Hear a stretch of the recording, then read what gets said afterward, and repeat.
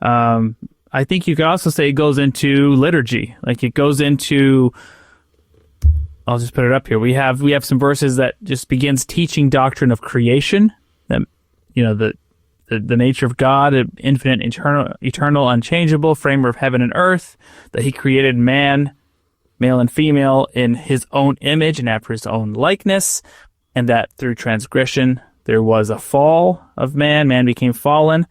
So we have this callback to Genesis 1, right? This temple liturgy, establishing our relationship, the relationship between man and God as a core theme and aspect of our doctrine, right? Of the constitution of the church, that everything is built upon creation and our relationship with God. And in connection with that, the gospel itself, meaning the great sacrifice of the only begotten Son, that he was crucified and that he rose again on the third day, ascended to heaven, and that salvation comes through him. So, I mean, I know this is only like 1830, but I mean, these are strong temple themes, just being brought into the core of kind of this constitution and organization of the church. Yeah, we were talking about as we were preparing this, how you see the foundation, the groundwork being established, whether Joseph fully understand this or not, or was just starting to get kind of a vision and a perspective of this. But you can see in D&C 20 here, a lot of the main pieces that will be used to administer and to teach the additional covenants offered in the temple, right? And that's not a coincidence.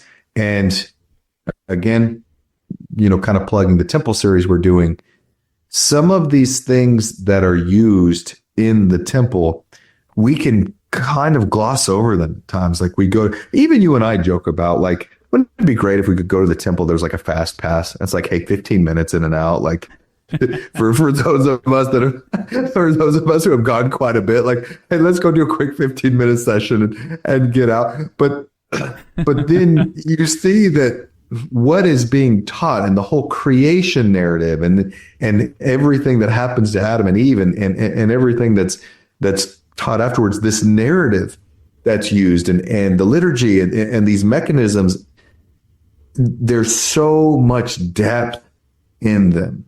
And there's so much knowledge and wisdom in teaching us about us and our relationship to God, and teaching us about God and what he is seeking to do and what his work is and what he is after, And so even early on here in the early days of the restoration, you see these huge pillars that maybe weren't even fully recognized yet, and not fully codified or set in stone yet. But these huge narratives that are going to become so vitally important in the very near future, when the temple and the endowment and the covenants offered there.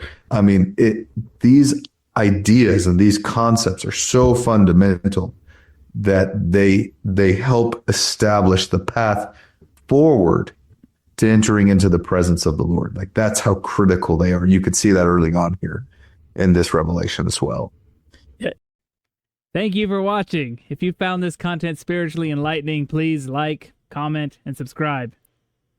Like the gospel, these little things make all the difference, and it helps the algorithm push out better content for everyone to enjoy on YouTube.